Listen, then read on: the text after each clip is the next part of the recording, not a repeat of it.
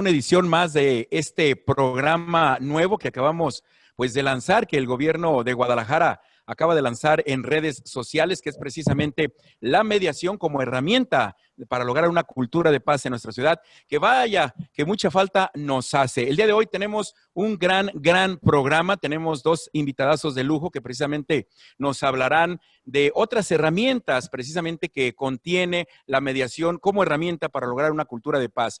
Déjenme recordarles, este es nuestro segundo programa en vivo. La semana pasada iniciamos con este nuevo programa. Le doy todos los datos. Mi nombre, maestro Ernesto Samuel Rea Cano. Soy abogado y soy mediador certificado por el Instituto de Justicia Alternativa. Este programa nace como una iniciativa del gobierno de Guadalajara, directamente de nuestro presidente municipal y secretario general, también ambos preocupados porque en nuestra ciudad se dé una verdadera cultura de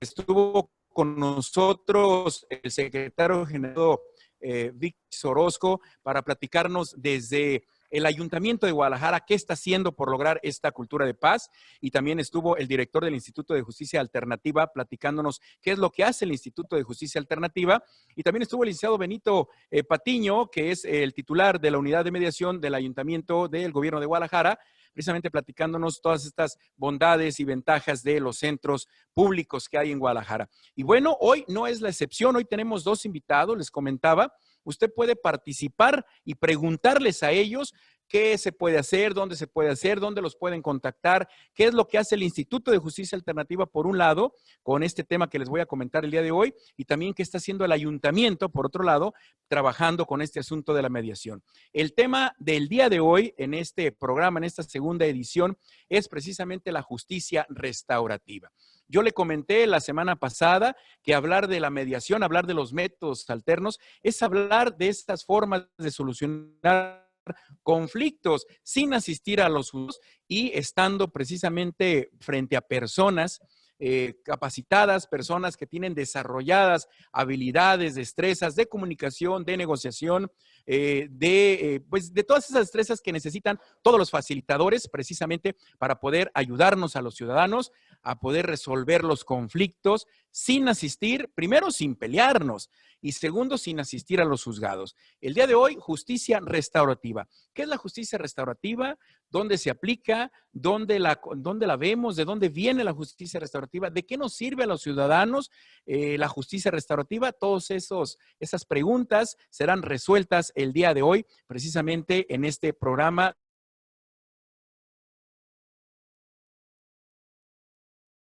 El director de métodos alternos del Instituto de Justicia Alternativa, doctor Osvaldo, Jaime Osvaldo Pacheco. ¿Cómo está, doctor? Muy buenas tardes y muchas gracias por...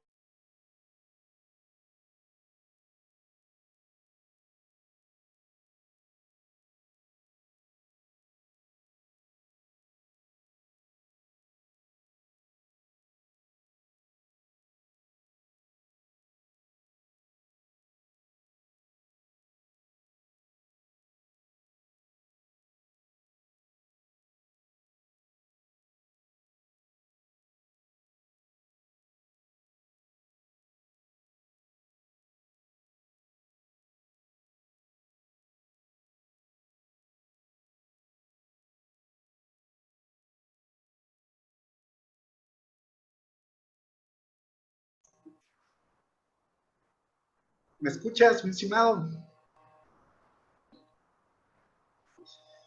Bien, pues un gusto estar con ustedes, maestro Reacano, con el maestro Sergio Victoria, y agradecido de la invitación y felicitando desde luego a nuestro Ayuntamiento de Guadalajara, a nuestras autoridades municipales por esta iniciativa tan importante.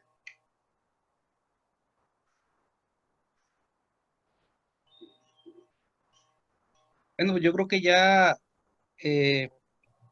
la introducción que dio el maestro Rea, pues nos invita a eso. Y sabes qué,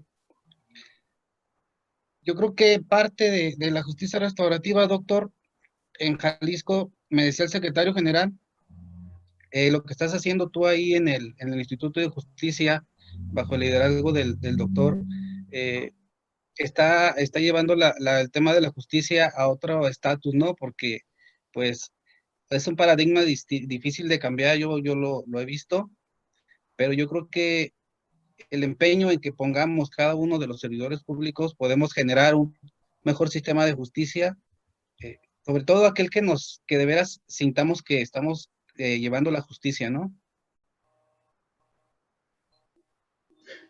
Claro, maestro. Pues un gusto participar y hablar de un tema tan apasionante como es la justicia restaurativa, en el que se trata de involucrar a todas las personas que han sido afectadas por un hecho delictivo o por una ofensa, y se trata de que en conjunto, en comunidad, se atiendan los intereses de todo mundo, no solo de la persona que ha recibido la ofensa, sino también de su círculo cercano, afectivo, sus amigos, sus familiares, y desde luego tratar de rescatar también a aquellas personas que han sido ofensores, que por alguna circunstancia en la vida les ha llevado a causar daño a otros. La justicia restaurativa también se encarga de ellos, tanto de ellos como de sus familiares, y lo que pretende pues es desde luego restaurar el daño, restaurar el tejido social y ayudar a las personas, tanto a víctimas como ofensores, a llegar a acuerdos y generar condiciones para que atiendan las necesidades que se generaron a raíz del daño que se ha causado.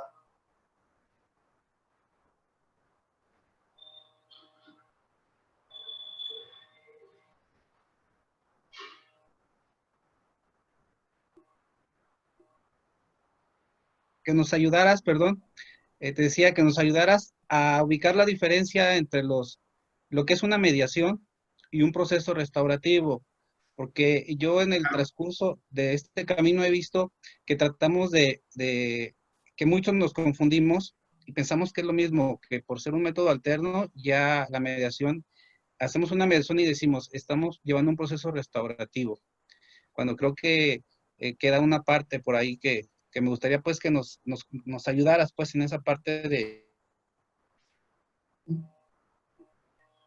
Claro, la mediación y el proceso de justicia restaurativa son procedimientos totalmente diferentes y sirven para diferentes cosas. Una mediación es una negociación asistida entre particulares que tienen derechos, que tienen obligaciones y que están en posibilidades de llegar a acuerdos para resolver un conflicto de cualquier índole, civil, familiar, mercantil, incluso comunitarios, asuntos entre vecinos y demás. Un proceso de justicia restaurativa no es una negociación entre iguales. Un proceso de justicia restaurativa implica que se ha cometido una ofensa. Entonces esto desbalancea el poder con el que van a negociar las partes. Por ello, en los procesos de justicia restaurativa se involucran a las comunidades afectivas, tanto de la persona que ha hecho la ofensa como de la persona que la recibió. Esto nos genera un equilibrio para negociar, pero también nos generan las condiciones para que ambas partes puedan hablar de manera segura, de manera en que puedan determinar cuáles son sus intereses, sus necesidades. Y la principal diferencia es que en estos procedimientos se involucra a las comunidades, a sus comunidades afectivas. ¿Quién es la comunidad? Pues no es el ayuntamiento, no es el Estado. La comunidad es prácticamente la respuesta a la pregunta, ¿quién se interesa por ti? Puede ser la familia, pueden ser amigos, puede ser incluso un maestro. Las personas con las que yo me siento cómodo y que me van a ayudar dentro de un procedimiento son las que van a estar acompañándome, así sea yo quien cometió la ofensa o quien ha resultado dañado por una ofensa. Esta es la principal diferencia entre un proceso de justicia alternativa y un procedimiento de mediación.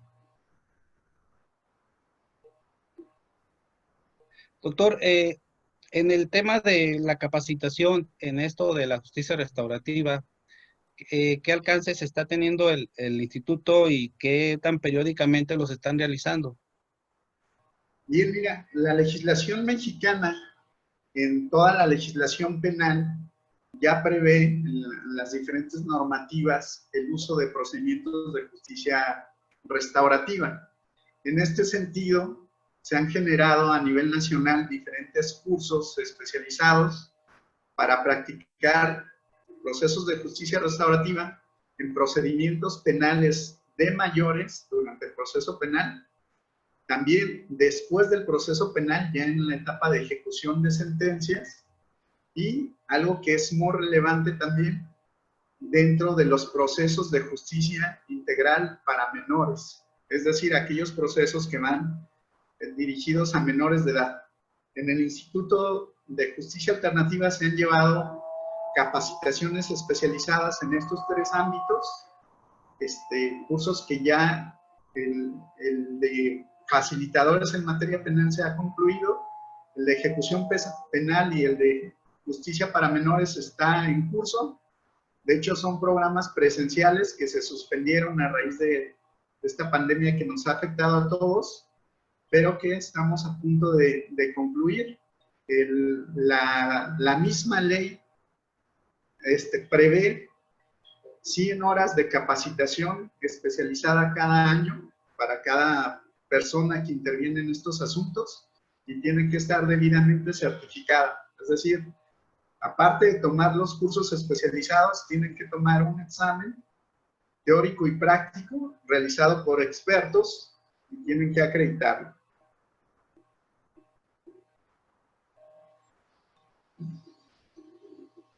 Oye, doctor, ¿y has visto resistencia?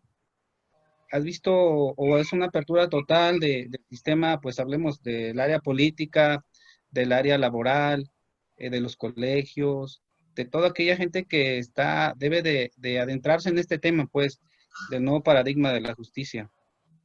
¿Has visto algún...? En la actualidad, la verdad es que la justicia restaurativa, a diferencia de la mediación en México, se hace únicamente por operadores del sistema de procuración e impartición de justicia, es decir, por las fiscalías o por el Poder Judicial. En la actualidad, la verdad es que tenemos muy buena coordinación, tanto con jueces, con magistrados, con agentes del Ministerio Público, la parte de la Fiscalía, la Defensoría Pública y las autoridades de los reclusorios de los diferentes niveles, y estamos capacitando a nuestro personal en cada una de estas áreas para empezar a llevar a cabo programas de justicia restaurativa. En otros ámbitos, por ejemplo, en la mediación o conciliación, que podría ser cualquier profesional en el Estado certificado, como es el caso del maestro Rea Cano, ahí sí hemos encontrado algunas oposiciones, sobre todo de los gremios, ¿no? Hay, por ejemplo, muchos litigantes que se rehúsan a llegar a acuerdos que puedan acortar los procedimientos judiciales, pero esto cada vez es menos. Afortunadamente hay buena comunicación también con los gremios de profesionales del derecho, y la misma gente cada vez conoce más este tipo de procedimientos de mediación, conciliación, y ellos mismos la buscan. Incluso ya los solicitan a sus abogados la aplicación, porque pues por desgracia, y creo que así va a seguir siendo durante un tiempo, los procedimientos judiciales son bastante largos, costosos y desgastantes para las personas.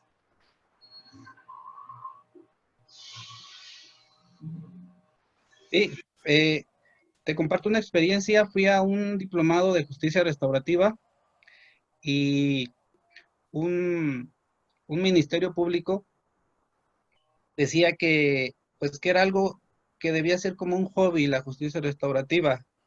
Entonces, yo cuando escuché eso dije, va a haber una gran resistencia a este nuevo proceso, pues.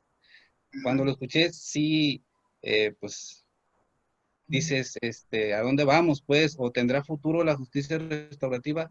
Es a lo que voy. ¿Crees que tenga futuro en México la justicia restaurativa, doctor? Sí, desde luego que sí. Mira, ha habido primero un gran desconocimiento por parte de algunos operadores, pero nuestras leyes, la Constitución en su artículo 17, luego las leyes, la normativa en materia penal, ya prevén, es decir, ya es una obligación de los operadores utilizar los procesos de justicia restaurativa. La Fiscalía de nuestro estado tiene su propia área de métodos alternos de solución de conflictos. Ellos tienen más de 80 facilitadores ya certificados en todas las regiones del estado. Ellos han recibido capacitación, igual que en mediación y conciliación, en procesos de justicia restaurativa. Ellos, igual que nosotros, están preparando a su personal porque se tienen que hacer de manera integral con los MPs, con los jueces, con los operadores del sistema, para certificar a la gente y poder implementar este tipo de procedimientos. La verdad es que desde luego que siempre vamos a encontrar a alguien que hable en contra o alguien que no le guste o que no le convenga incluso la implementación de tal o cual procedimiento. Lo que sí es que está demostrado que son procedimientos mucho más eficaces, mucho más cortos y son más eficaces porque atienden de mejor manera a las necesidades de los involucrados. La persona que fue víctima de un delito tiene mucho mejor opinión de un proceso de justicia restaurativa que de un procedimiento criminal donde acudes con el juez y demás.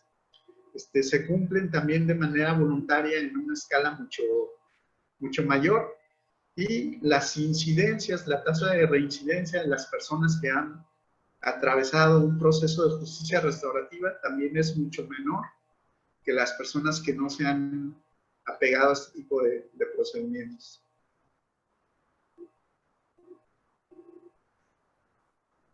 Y yo creo que para este cambio de paradigma necesitamos trabajar con los jóvenes.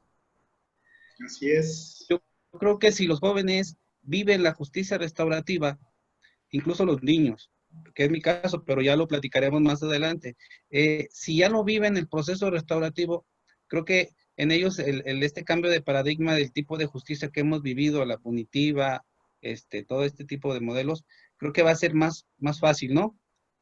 Que quien ya lo vivió, quien ya sintió cómo tu comunidad te apoya, cómo no solamente te buscan castigar, como no solamente buscan que veas que castigan al otro, sino que vean, que buscan la parte del individuo también.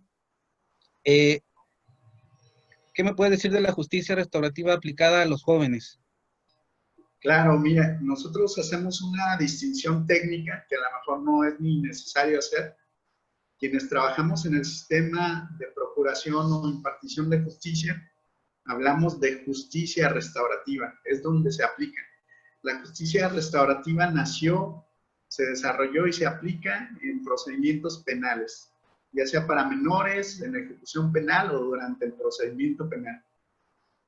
Pero las teorías que subyacen a este conocimiento, las prácticas y demás, se han aplicado de manera preventiva en el ámbito laboral, escolar, comunitario, con eficiencia, tanto así que la Unión Europea, por ejemplo, tiene en ciudades enteras programas de prácticas restaurativas, así se llama cuando no están dentro de un procedimiento penal, prácticas restaurativas, y son las que han demostrado dar mejores resultados para prevenir conductas delictivas, fomentar el tejido social, el sentido de pertenencia entre la población, y desde luego son herramientas que puede utilizar cualquier ama de casa, cualquier estudiante. De hecho, pues ha dado muy buenos resultados en el área académica, educativa, sobre todo en niveles de primaria y secundaria, donde los niños empiezan a conocer formas de resolver los conflictos que tienen. Y por desgracia, nuestra historia ha sido muy punitiva, como tú me dices, tanto por parte de los demás estudiantes como del sistema educativo como tal, pues hemos tenido castigos, retiro del salón de alumnos, etcétera, etcétera. Y este tipo de procedimientos, en base en los resultados que ha dado en los casos más graves que vienen de la justicia penal, decimos, si alguien que cometió un delito podemos hacer que tome responsabilidad y actúe de una manera diferente, ¿por qué no lo podemos aplicar con niños que se están formando en la escuela? Generando espacios seguros para que puedan conversar sobre sus inquietudes, sobre sus necesidades, incluso sobre sus temores, y ponerse de acuerdo en comunidad sobre cómo van a responder a agresiones o a burlas o a situaciones de bullying que les pongan en riesgo a algún individuo del grupo, ¿no? Entonces, desde luego que es muy importante este tipo de prácticas llevadas al campo de la docencia, de la academia, de la comunidad, incluso en ámbitos laborales. Y bueno, ahí el Ayuntamiento de Guadalajara, con la dirección del maestro Víctor Sánchez, y desde luego con la participación que tú has tenido, ha hecho una exploración y una implementación muy buena de este tipo de procedimientos en nuestra ciudad, y ojalá que cada vez tengamos más municipios en nuestro estado que implementen este tipo de procedimientos. Y fíjate que tenemos la visión mala de que todo aquel que sufrió un daño es una persona punitiva y que esa persona va a querer que apliquemos un castigo. Categorizamos así a la persona que ha sufrido un daño, lo hacemos punitivo, cuando quizá la persona ni lo que anhela más bien es comprender por qué le hicieron ese daño. Y yo creo que debemos trabajar desde ahí. Y lo que mencionas bien de los chicos y los jóvenes, los queremos formar en una manera también como seres punitivos, como es el niño que me quitó el lápiz y pensamos que ese niño quiere que el otro sufra, o el adolescente también, el que fue acusado de bullying, pensamos que como sufrió bullying al otro muchacho, él quiere que el otro sufra. Yo creo que esta parte de la justicia restaurativa nos cambia todo ese esquema y empezamos a formar una sociedad que valore más el perdón, la reconciliación, que es importantísimo, ¿sí? Porque el caso de la mediación, pues logramos un buen acuerdo, pero ambas partes, donde los dos buscábamos ese acuerdo. Pero en la justicia restaurativa no son de iguales normalmente, ¿sí? Es el que sufrió el daño y el infractor. Entonces los tratamos igual, pero no en igualdad de circunstancias. Entonces, Claro, fíjate que la justicia restaurativa, una de las cuestiones que más estudio tiene o desarrollado o que más importancia le da, es precisamente a las necesidades de las partes. La justicia restaurativa ya conoce perfectamente qué necesidades tiene una persona que ha recibido una ofensa, y cuando las vemos son muy parecidas. Quien sufrió una ofensa derivada de un delito grave a quien sufrió una ofensa en un ámbito escolar por alguno de sus compañeros. Es decir, las víctimas solemos sentirnos y tener necesidades muy, muy características. Igual los ofensores. La justicia restaurativa argumenta que todos somos víctimas y todos somos ofensores en el transcurso de nuestra vida, dadas las circunstancias que vamos atravesando. Entonces, todos los ofensores necesitamos que nos escuchen, que nos den una segunda oportunidad, tener la posibilidad de reparar o enmendar el daño y tener una posibilidad de reintegrarnos a nuestra familia o a nuestro grupo social, y que se nos vea con respeto y que se nos regrese la dignidad, porque también a los ofensores se les estigmatiza. Por su parte, las personas que han sufrido un daño, que puede ser un niño de primaria en su ámbito escolar o alguien que sufrió un delito, tiene la necesidad de conocer el por qué sufrió ese daño, es decir, tener toda la información derivada de ese daño. ¿Por qué a mí? ¿Cómo fue que ocurrió? ¿Lo planearon? ¿No lo planearon? ¿Salió en ese momento? Tiene también la necesidad de que le reparen el daño, de que acepten que lo que estuvo, que lo que le ocurrió no es algo que vamos a aceptar como sociedad. tienen la necesidad de reivindicación, de no quedar estigmatizado como una víctima, sino que lo tratemos con respeto y dignidad, y también que se le repare la ofensa que se le hizo o el daño que se le causó. Son necesidades muy características de las víctimas y de los ofensores. En este sentido, ya tenemos un punto de partida, tanto en los ámbitos penales como en los ámbitos escolares, por ejemplo, para ir sabiendo qué tipo de necesidades vamos a resolver con los procedimientos de justicia restaurativa. Y como tú dijiste, no se dan entre iguales. Los procesos de justicia restaurativa se dan desde la autoridad, es decir, desde arriba de las personas, en un ámbito de disciplina o de quien lleva la responsabilidad de las personas sobre las que se están manejando. Una parte que me llama mucho la atención en mi andar en estos procesos yo en lo personal llevo más lo de prácticas restaurativas, es que he visto que el ciudadano está como ya predispuesto a que el Estado me debe de resolver siempre mis situaciones de conflictos. Entonces, estos procesos restaurativos, yo veo que nos dan esas herramientas para luego autogestionar nuestras soluciones, ¿no?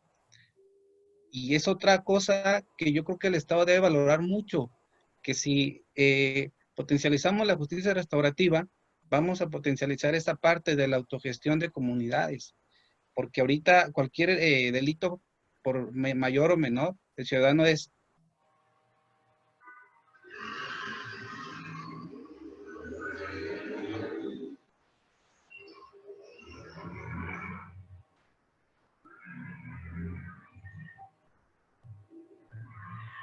Claro, fíjate que esto que acabas de mencionar es muy importante y sucede prácticamente en todos los mecanismos de solución de conflictos. Estamos muy acostumbrados a que un juez determine qué es lo justo y me ordene qué debo de hacer, o que un maestro determine qué castigo me van a imponer. Incluso en nuestra familia estamos acostumbrados a que la única respuesta a una ofensa pues es el castigo, y solamente determinamos qué tan duros vamos a hacer al imponer el castigo. En este tipo de procesos también separamos a la víctima. La víctima queda separada de todo el proceso y nos enfocamos en castigar a quien ha cometido la ofensa. Por eso es tan relevante lo que dices. El proceso de justicia restaurativa, uno de sus principales objetivos es pasar por un procedimiento que le permite al ofensor tomar responsabilidad de lo que ha hecho y decidir qué es lo que puede hacer para reparar el daño o aliviar la situación. Pero esa decisión no la toma solo. Ahí también se da intervención a la víctima. Y ésta le puede decir en un espacio seguro, pero en su cara, de manera frontal, cómo se sintió, si tuvo miedo, si se sintió agraviado, cómo le afectó. Las víctimas se ven afectadas de manera que el ofensor ni siquiera se imagina. Y si no se lo imagina y no lo sabe, pues no va a poder hacer cosas para reparar el daño de una manera completa y objetiva. En este sentido, cuando la víctima tiene esa posibilidad y el ofensor lo escucha y entiende cómo fue que causó el daño, cómo lo hizo sentir, qué partes del ser humano afectó, tiene la posibilidad también de proponer de una mejor manera o manera más completa, que lo va a tener que hacer negociando o acordando con la persona que recibió la ofensa, incluso con la comunidad, qué es lo que va a hacer él para restaurar el daño, pero también nosotros como comunidad que intervenimos, qué vamos a hacer para que este tipo de situaciones no se vuelvan a dar, ¿no? Porque la comunidad también tiene un aprendizaje de cada conflicto que se lleva en un proceso de justicia restaurativa. Le damos la bienvenida al maestro Ernesto Samuel Rea Cano. Maestro, bienvenido.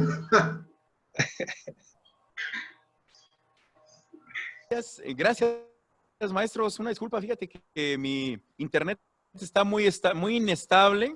Digo, ahorita son tiempos donde todo el mundo está utilizando el internet, está muy inestable. Pero adelante, por favor, sigan con esta plática y si me vuelve a sacar el internet, me gustaría también en un momento más, maestro Sergio, que nos comentaras desde el ayuntamiento qué está haciendo el ayuntamiento en cuestión de justicia restaurativa. Pero adelante, doctor, sigan, por favor. Claro, ¿no? Pues, bienvenido, maestro Samuel, y charlando aquí de un tema que nos apasiona con el buen amigo maestro Sergio Victoria. Y bueno, creo que hablamos un poco de las generalidades de qué es la justicia restaurativa, en qué ámbitos se aplica, para qué sirve. Y bueno, igual que a ti, a mí me gustaría escuchar al maestro Sergio Victoria del programa que están llevando en el Ayuntamiento de Guadalajara y que la verdad a mí me encanta que lo estén llevando así. Y bueno, me gustaría escuchar al maestro Sergio Victoria. Sí, pues antes, primero, pues maestro Ernesto Rea, agradecido por este espacio. Y qué mejor que me hayas invitado hoy con una persona que admiro mucho, como es el maestro Jaime, el doctor Jaime, que para mí es uno de mis grandes maestros de justicia restaurativa. Pues mira, en el ayuntamiento desarrollamos, eso sí, en colaboración con el doctor Jaime, en aquellos tiempos cuando iniciamos este proyecto, algo que surgió desde el municipio era cómo construimos una cultura de paz en nuestra ciudad. Entonces veíamos que teníamos que empezar desde las bases y potencializar esto a través del medio escolar, que es donde los niños, adolescentes y maestros tienen gran influencia hacia la comunidad. Hemos ahorita trabajado con 84 escuelas, ya más de 400 maestros, y tenemos ya en proceso a 44 para, en otra etapa más, como ya facilitadores. Y esto nos ha dado emocionalmente grandes resultados, porque hemos visto cómo ha disminuido el índice pues, de sanciones administrativas escolares, los grupos se han unido más, y los maestros, pues tú ves en ellos cómo está el agradecimiento total a este gran esfuerzo. Pero valoramos que había una parte que para cerrar esta llavecita, que era el tema de padres de familia. Entonces, elaboramos otro programa alternativo donde ahora lo tratamos directamente con los padres de familia a través de círculos restaurativos, para lo cual ya nos da un engranaje para que esto avance. Y les quiero contar una pequeña anécdota. En una reunión llegó una abuelita y iba muy agradecida y me decía, es que fíjese que ayer estábamos discutiendo mi hijo y yo. Él es padre soltero, dice, discutíamos y estábamos ya gritándonos. Entonces mi hijo nos agarra y nos dice, a ver, siéntense, vamos a hacer una plática restaurativa. Entonces la señora dice, pues que se soltó a llorar porque ahora veía como su pequeño estaba conciliando un conflicto. Entonces es donde yo digo que mencionaba hace rato con el doctor, podemos ir sembrando esa semilla de la justicia restaurativa y automáticamente nos debe ir creando una sociedad que va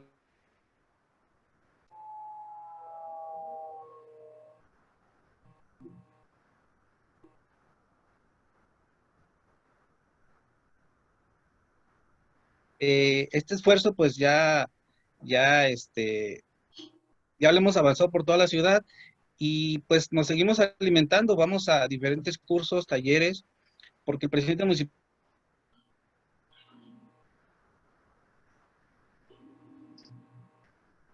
a más maestros y sé que podemos hacer esa gran transformación a través de llevar la justicia restaurativa con las prácticas restaurativas desde la niñez. Claro, maestro Sergio, desde luego que todos los programas que proporcionen herramientas, habilidades a nuestros niños, a nuestros maestros, para resolver conflictos, para gestionar conflictos o para prevenir conflictos, pues serán bienvenidos y más en una etapa temprana de nuestra población, como es las escuelas primarias. Pero también este tipo de procedimientos pues ayuda a construir sentido de pertenencia, ayuda a tener un orgullo de pertenencia a mi escuela, a mi familia, a mi comunidad, incluso a mi municipio. ¿Cómo ha funcionado este tema en el Ayuntamiento de Guadalajara? ¿Qué resultados has visto de sentido de pertenencia entre los niños que han pasado por este tipo de procesos? Y mira, dimos un diplomado a maestros de 40 instituciones. Y entonces decidimos invitarlos al centro a llevar a cabo ya una práctica como tal de un círculo. Les dimos por ahí un problema de los más comunes que ocurren y para que los vieran alguna alternativa de solución en el círculo. Y la convocatoria fue enorme porque los papás sabían del tema, los maestros querían que los papás se adentraran más y los niños emocionados porque decían a los papás, es que yo soy una persona restaurativa, decían. Es que yo además soy restaurativo y tú tienes que hacerte como yo restaurativo. Entonces, esa parte se me hizo fenomenal porque ellos ya lo ven como un modo de vida. Un modo de vida y tengo muchos ejemplos. Tengo uno de un muchacho que llegamos a una escuela y me dice, ¿qué cree? Ayer me querían meter en un pleito. Y le dije, no puedo porque yo soy restaurativo. Yo no me dedico a generar pleitos. Son cosas que tú te vas dando cuenta que estás sembrando en un campo fértil. Y ese sentido de pertenencia de ellos, saben que están perteneciendo a una nueva cultura. Y creo que sembrar en esa área nos va a llevar a grandes resultados. Quizá no hoy, no los veamos hoy, porque ellos lo están enfocando a su entorno cercano, con sus amigos, en su casa. Los maestros sí, con sus compañeros.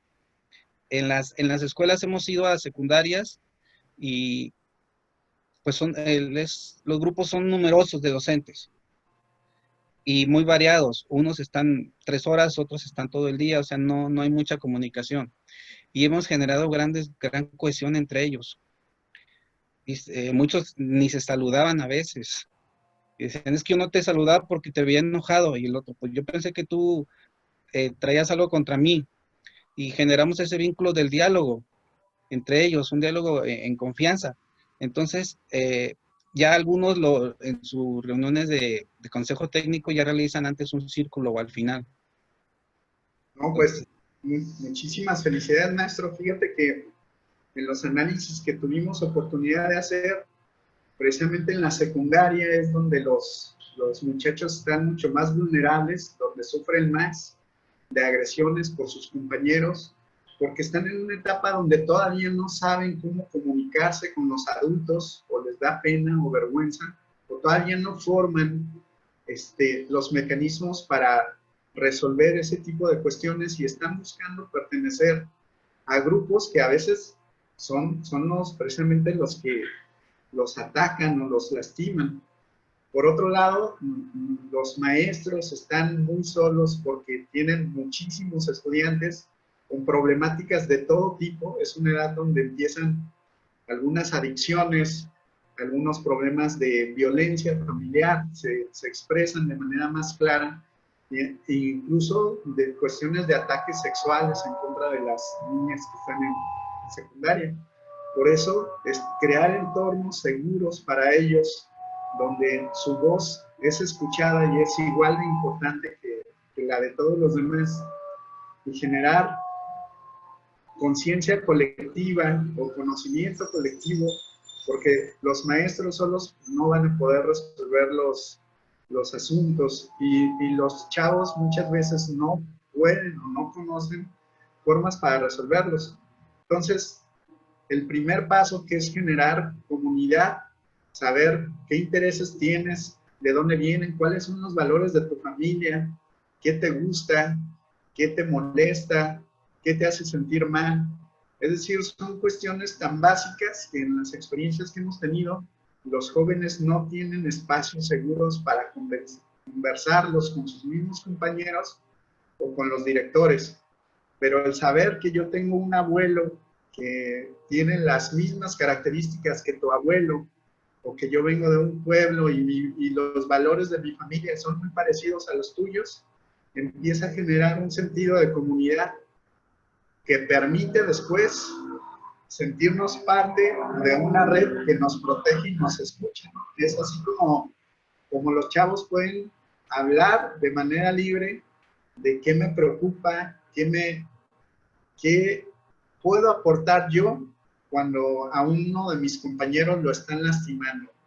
Y si yo soy el que lo está lastimando, pues conocer de qué forma se siente y demás, y tener un incentivo ya colectivo para dejar de hacerlo y para hacer cosas muy concretas cuando pasen ofensas en mi salón o en mi entorno. Y no solo para eso, sino también para aprender a reconocer a nuestros compañeros que han tenido éxito en matemáticas, en español, que nos representan en la selección de fútbol, porque tenemos una sociedad muy dado a victimizarnos, pero no podemos o no nos gusta reconocer lo bueno que sí tenemos. Tenemos muchísimas cosas buenas en cualquier entorno.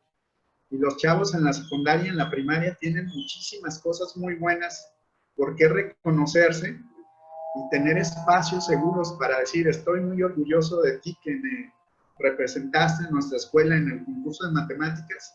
Es algo que nos enseña colectivamente a comunicarnos de una forma muy diferente a la que estamos habituados. Y no solo empezamos a resolver conflictos, sino empezamos a generar círculos virtuosos de comunicación, de reconocimiento y de animarnos a hacer cosas que por alguna razón no hacíamos en beneficio de nuestras comunidades. Fíjate que una parte muy valiosa que yo he rescatado, porque he aprendido mucho de la sociedad, o sea, ellos me han enseñado mucho. Y entonces lo que decías hace rato, que hay esquemas ya establecidos de forma de cómo se comporta el agresor, el ofensor, en las comunidades escolares es algo parecido. Y algo que he aprendido mucho, te decía, es el área de los padres de familia. Hemos sido invitados a diferentes escuelas a apoyarlos en procesos restaurativos porque ya hay temas pues, de molestias a directivos o entre maestros o entre padres. Uno de los que recuerdo, una madre de familia traía mucho conflicto con todo el grupo de padres de familia. Entonces fuimos a hacer un proceso y al hacer este proceso de hacer comunidad, pues nos damos cuenta que la señora había perdido a su hija y había perdido a su yerno al mes y ahora vivía sola con su nieta. Entonces sentí un rechazo hacia todos, porque a todos los veía felices y ella decía, perdí a mi hijo y a mi nuera y me quedo sola y dejan una nieta conmigo, entonces traía ese dolor. Cuando todos los padres de familia empiezan a escuchar lo que decías tú, empiezan a escucharla, sienten el dolor de ella y generamos la empatía, pero una empatía de compañerismo, no de victimizar, de decir, bueno, ahora entiendo por qué renuente a relacionarte, por qué no tienes acercamiento, no te abrías, por qué pensamos que estás peleada con todo el mundo. Pero ahí aprendimos también que el tema de comunidad no lo teníamos que dejar ahí, que ese no era donde se cerraba el tema. Teníamos que ir ahora al proceso restaurativo con la niña, porque la niña también lo vivía en el aula. Entonces, es un proceso completamente amplio, donde no podemos basarnos nada más a donde vemos al ofensor, lo que decíamos, sino hay que ver toda su comunidad que está siendo afectada. Y la niña traía un problema triple que la mamá, que la abuelita. ¿Sí? Porque la niña era la peleonera, la rebelde, la grosera, la floja, la empezaban a estigmatizar. Hicimos el proceso y también nos dimos bonitos resultados.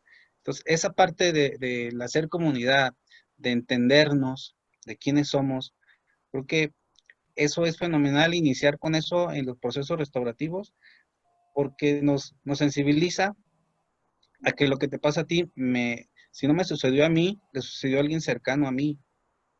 Claro. ¿Ah?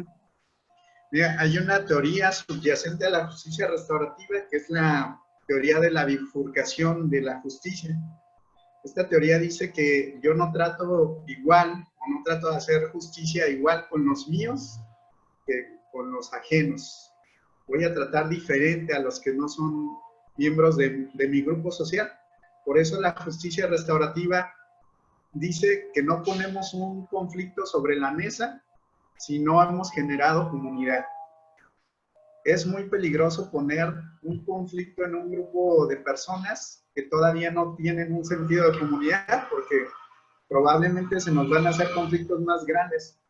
Entonces, por eso es tan importante el primer paso de los procesos de justicia restaurativa, es generar comunidad, conocernos, cómo nos conocemos, contando nuestras historias, el saber cómo se sentía esa niña de la que nos has platicado, las problemáticas de su abuelita.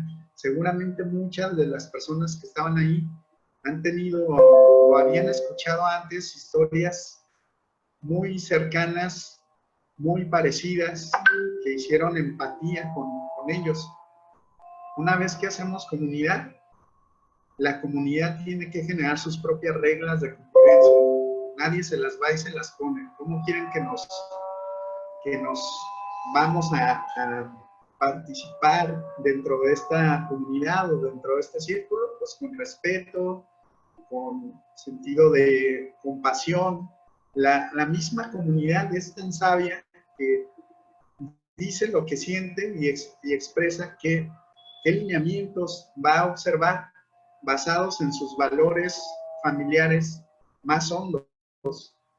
Entonces, una vez que hay comunidad y una vez que hay reglas muy claras o normas o formas de convivencia claras, es que podemos poner a disposición del grupo un conflicto para que ellos ya, en base en todo lo que han trabajado, puedan encontrar la mejor manera no solo de solucionarlo, sino de ver cómo no vuelva a pasar en nuestro entorno y cómo ese conflicto, en vez de ser algo que nos dañó, nos fortalece, nos enseña y salimos todos beneficiados de una situación de aprendizaje.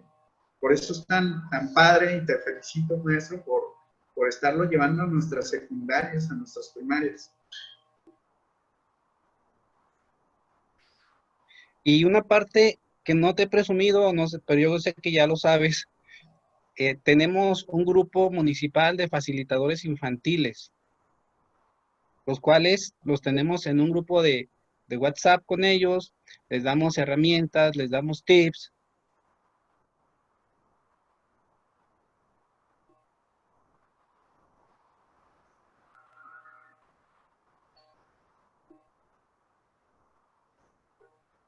De acuerdo a sus necesidades y a su forma de relacionarse. Yo ahí con los maestros, la primera lección que les doy, hoy la voy a compartir así general, es la creación. Cuando entro a las aulas veo pegado ahí en el pizarrón las reglas del salón. Y entonces le digo a los docentes, ¿quién las puso? Todos las cumplen, me dicen, no cumplen ni 2 de las 10. Y le digo, ¿quién las puso? Las trajo fulanita porque las hizo bien bonitas su abuelita. Y le digo, pues, y volteo a los niños y les digo, a ver, voltéense y díganme, ¿cuál es la 3? No la saben. O al mismo docente le he preguntado, maestro, con todo respeto, ¿cuál es la regla 5? Y voltean a ver porque no la conocen. Y les digo, ese es el inicio, tenemos que tomar decisiones en conjunto. Si esas normas las hacemos en conjunto, todos vamos a comprometernos al momento de yo proponerlas, me estoy comprometiendo, y en un círculo nos estamos viendo en los rostros, nos estamos viendo lo que, la expresión, las emociones, cómo yo añoro que esas reglas se cumplan. Entonces, esa es una de las que aplicamos al llegar al aula, y los docentes es la primera que aplican. Dice, a ver, de veras, entonces déjelas hago junto con ellos. Y es que les digo, no podemos nosotros decirles qué es lo que yo quiero que cumplan, porque ya estoy siendo punitivo. hágalos participativos, y al ser participativos, ellos adquirirán el compromiso, no con ellos, ni con usted, maestro, con toda su comunidad, ¿cierto? Desde luego, qué buena práctica ahí, y desde luego cuando los apropias, los responsabilizas. Y es algo que habías platicado un poco antes de cómo nos cuesta tomar decisiones en nuestras comunidades, cómo estamos tan acostumbrados a que alguien venga y nos resuelva todo tipo de problemas. Y a través de estas prácticas empoderas a las personas, se enseñan a que su voz es importante, a que hay que expresar todas sus emociones, sus inquietudes, sus intereses, y que también su voz es importante para mejorar su entorno, porque su entorno depende de ellos. Nuestro entorno lo construimos constantemente, lo generamos, lo inventamos, lo reconstruimos todos los días nosotros mismos, no es algo que alguien vino y nos puso, pero como lo vemos de repente tan lejano, pues no nos animamos a mejorarlo o a tomar la responsabilidad para ver cómo mejoramos algo tan sencillo como las reglas que no se cumplen en el salón de clases, ¿no? Me las entregas, me haces responsable de generarlas, entonces me las apropio y las voy a cumplir. Es lo que ocurre cuando a alguien le das la responsabilidad de tomar una decisión, ¿no? No puede ser incoherente con lo que tú estás proponiendo y poniendo sobre la mesa. Un punto también que quiero destacar del trabajo que estás haciendo, maestro, es que a quien tenemos formación de mediadores nos cuesta mucho trabajo y nos da miedo, nos cuesta mucho soltar el procedimiento. El procedimiento es lo único que tenemos los mediadores para mantener el control de la negociación asistida que hacemos con las partes. Cuando se trata de justicia restaurativa, son herramientas muy fáciles que cualquiera puede implementar, puede dirigir. Son muy fáciles, pero también muy poderosas. El facilitador no resuelve, el facilitador no controla, y únicamente va dando la posibilidad de que todos los miembros del grupo se manifiesten y generen un conocimiento colectivo, ajeno y más grande que el mío propio y que el de los demás intervinientes, ¿no? Entonces, qué padre que ya se esté entrenando a los chavitos de primaria y secundaria para usar estas herramientas, que desde luego van a llevar a su entorno familiar seguramente, a su entorno escolar y de sus amigos también, que son herramientas que puedes usar muy, muy fácil. Y muchas felicidades por tu trabajo, maestro. No, pues agradecido, doctor. Ya me mandó un mensaje el maestro Rea, tuvo problemas con su internet y me dice que ya debemos despedirnos. Yo duraría aquí 5 horas platicando, porque la verdad, doctor, siempre se aprende de ti. El maestro Víctor Sánchez, secretario general, siempre me ha dicho, acércate mucho a Jaime, porque Jaime es un referente estatal para nosotros, de la justicia restaurativa. Entonces, yo te voy a seguir molestando ahí cada vez que pueda y que tengas espacio. Y seguimos formándonos, porque creo que esto de la justicia restaurativa se va transformando, porque la sociedad se va transformando. Hoy esta pandemia nos demostró que somos frágiles, que somos débiles y que necesitamos volver a tener una cohesión como sociedad. Y creo que aquí los procesos restaurativos debemos de darles una gran importancia, ¿no? Pues yo me despido con eso, doctor, y nos gustaría pues que tú cerraras con unas palabras. Claro, igualmente, encantado de participar cada vez que me invites, maestro, y de hacerlo contigo con el esfuerzo del Ayuntamiento de Guadalajara, con lo que estamos haciendo también nosotros desde el instituto. Y te comparto algo que me dijo una muy querida maestra, Lorraine Studman, que yo le preguntaba, todo lo que hay que aprender y saber para hacer procesos de justicia restaurativa es muchísimo. Y ella me contestó, esto se aprende igual que en la natación, haciéndolo. Dice, y poniéndole un poquito de buena fe y confianza y buena voluntad, vas a lograr muchísimas cuestiones. La justicia restaurativa ha nacido y se ha desarrollado de la práctica, no de teorías ya preconstituidas. Vamos conociendo al ser humano, vamos conociendo las reacciones que tienen las personas que están dentro de un conflicto y no las vamos a poder hacer sino llevándolo a la práctica con asuntos chiquitos, de no mucha complejidad, y vamos a ir pudiendo tomar asuntos más y más y más complejos. Entonces, mi recomendación es que me da la impresión de que en México hemos tomado 1, 2, 5, 10, 20 cursos y vamos a seguir tomándolos, pero nada es tan enriquecedor. Tú lo sabrás mejor que mucha gente, que ver la reacción de los niños, de las personas, la transformación y el aprendizaje que en cada círculo o en cada proceso tiene facilitador de parte de la comunidad. Es algo muy enriquecedor y invitados todos los que se quieran sumar y aprender ese tipo de procedimientos. Pues nos despedimos, doctor. Muchas gracias. Un abrazo para todos. Gracias por la invitación.